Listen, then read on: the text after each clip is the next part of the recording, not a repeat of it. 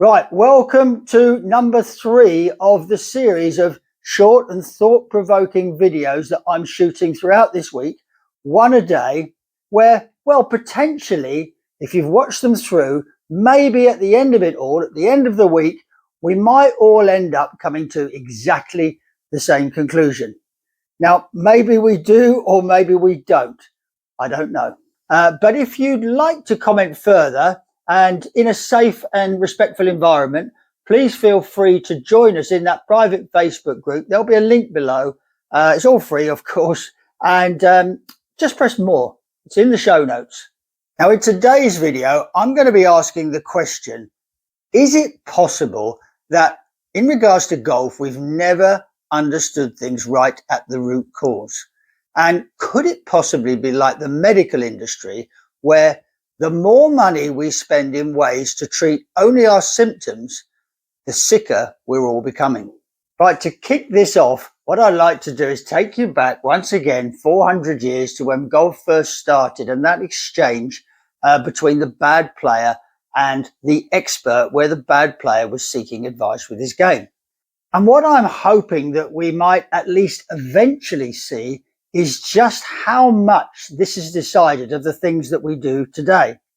Now, the good player, or the expert in this situation, now obviously he'd have a pretty good idea how he thinks a good player should look and stand and hold the club and all those kind of things. And he'd also know a lot of the things that he feels have helped him. Now, he could use any bit of this information in the way that he might respond. Now, in today's video, let's just take one of these possibilities of how the expert could have responded. And he's decided to, well, look at the bad player's swing and see how it doesn't really fit in with his interpretation of how a good player should potentially look. And he could have come out with any number of things depending on how the bad player or what he's doing. And he could have said, oh, you didn't complete your backswing, you didn't turn, you got too quick, you didn't shift your weight, you moved your head, or you quit on it, you decelerated, you didn't follow through.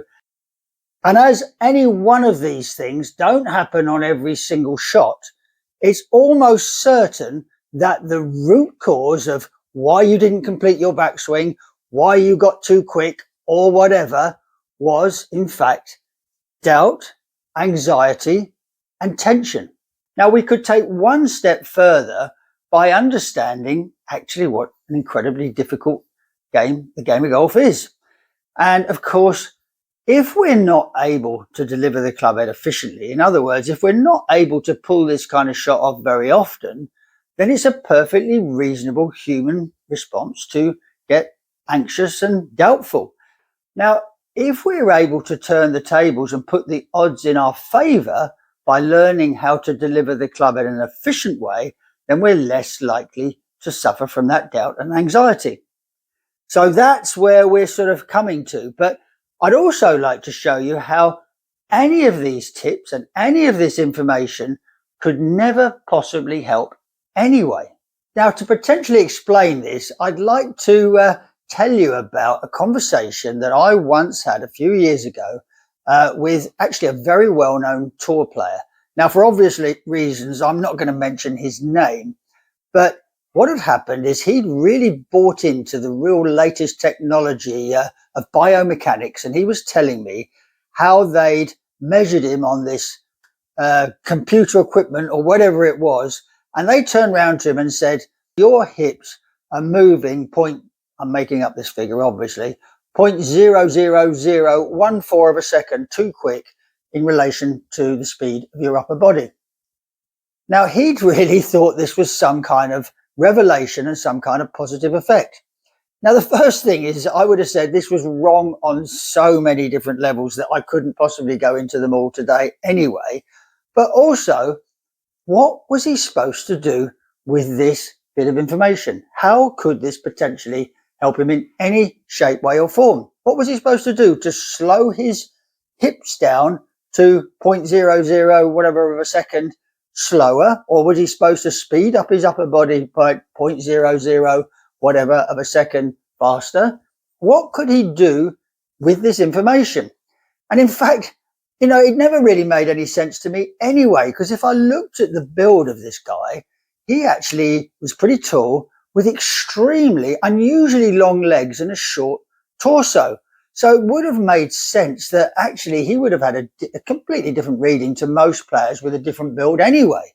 And in the same way, trying to complete your backswing, slow down, keep your head still, accelerate through the ball, shift your weight, is useless information with no benefit whatsoever to us anyway.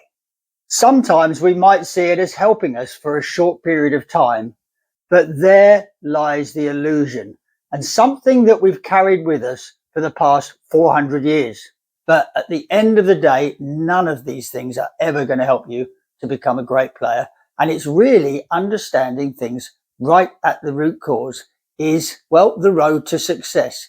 That's the thought-provoking argument that I'm putting up today.